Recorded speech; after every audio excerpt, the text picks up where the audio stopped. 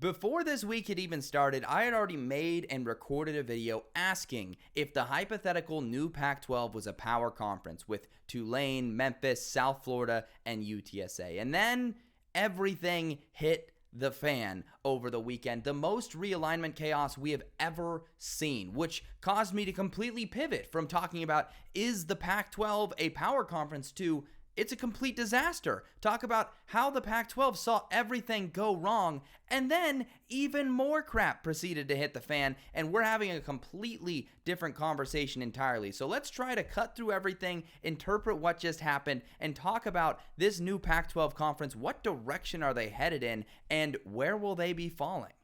So let's start by talking about what we do know, what is 100% certain, and that is the 2026 Pac-12. The 2026 Pac-12 will have 7 teams in football: Utah State, Boise State, Colorado State, Fresno State, San Diego State, Oregon State, and Washington State. That is a certainty. Utah State, the most recent addition, which has really thrown a wrench into everything, because there was a point in time where it looked like the Pac-12 was about to miss out not just on those 4 big targets of Memphis, South Florida, UTSA, and Tulane, but it looked like they were going to miss out on everything. At a certain point over the weekend, this is what things looked like with their potential targets. Cal and Stanford can't and won't get out of the ACC grant of rights for whatever reason, either the buyout being too high or them trying to ride it out and seeing if the ACC can stay together. In the American Conference, those 4 teams expressed solidarity. Maybe they're waiting out for an ACC invite if things go crazy over there, but they're certainly not willing to accept whatever terms the Pac-12 offered them.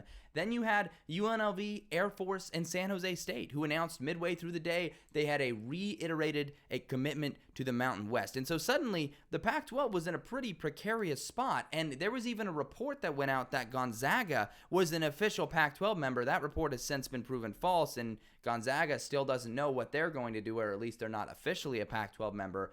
And at that point, there was very little left, and Utah State is the team that came through and committed to the Pac-12. Now, the ripple effect of the Utah State move has been felt, because suddenly UNLV and Air Force aren't exactly reiterating their commitment to the Mountain West. So if we look at where we are currently, it's really only San Jose State has done that. UNLV and Air Force were saying they would stay on the stipulation that all 8 teams were back. So Utah State literally throwing the Pac-12 a lifeboat. That was not on my bingo card for 2024 conference realignment, but now we're in a position where UNLV and Air Force are mulling their options. They totally could be Pac-12 bound. And so the Pac-12 went from the lowest of the low, a complete disaster, looking like potentially they might have to just disband the whole thing, to now they're back on the right track. Now they're closer to where they want to be.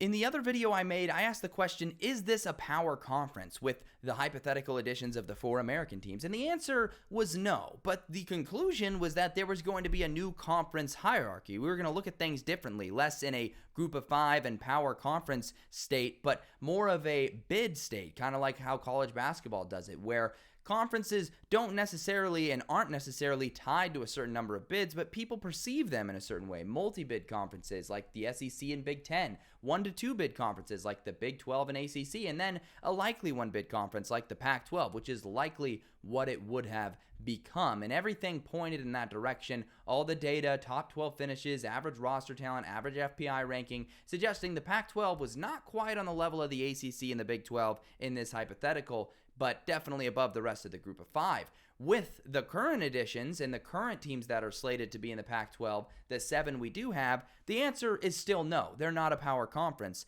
But the hierarchy, kind of a little bit different. We're looking at a situation where it's more of the Pac-12 and then the American and everybody else. So because the American effectively keeps their top 4 programs and the Pac-12 doesn't get them, you're in a position where they're both just on a similar plane. Now, for some reason, I've seen some people saying the Pac-12, the new one, is just the new Mountain West or the Mountain West again, but it's certainly significantly better than the Mountain West. They've gotten rid of all of those fluff teams at the bottom, which, yes, a terrible side effect I feel for those fan bases that are getting left out here, and they scooped up the top programs, added Oregon State and Washington State, which would be, at worst, top-tier Mountain West schools. So it is a significantly better conference than the Mountain West, which was arguably already the best group of 5 conference. So the Pac-12 certainly going to be in the conversation for that 5th college football playoff spot, even if nothing changes from here.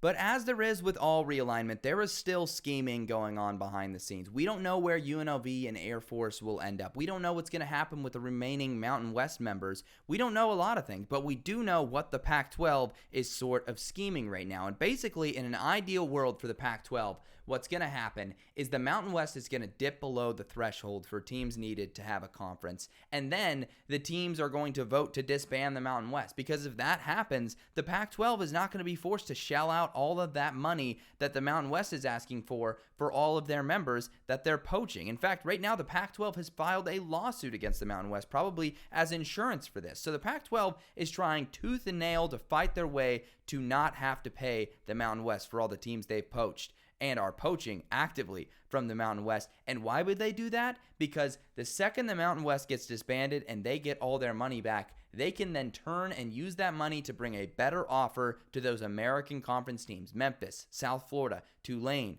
UTSA. If they have a significantly better offer on the table, they might be convinced to come join the Pac-12 and be the premier Group of 5 conference. And if that does happen, we're going to be talking about that new conference hierarchy. And if it happens over the next 10 or so years where the Pac-12 gets the Group of 5 auto bid, as some people call it right now, and they get it 9 years out of 10 years or 9 years out of 12 years, something like that over the next decade or so, then we're going to start to have an uncomfortable conversation. And those other Group of 5 conferences are going to start to get antsy because it's going to feel like nobody else can get that bid. But of course, we're operating in the land of hypotheticals here. This is a constant, ongoing, minute-to-minute, chaotic situation. So let me know down in the comments what you think is going to happen. I think it's interesting to look at these things through a football lens. But I got this video out of the way early in the week, going to put it out there. The focus should be on the season because honestly, it's kind of garbage that this stuff always happens during the season and can never just happen quietly in August or July when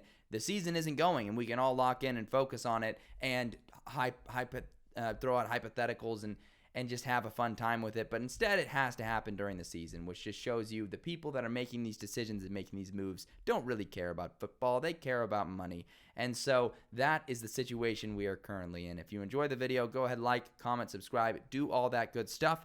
I'll have some more great content coming out this week. Going to definitely be picking every single Week 5 game, along with probably another video on Wednesday or something this week. But thank you guys for watching, and I will talk to you later.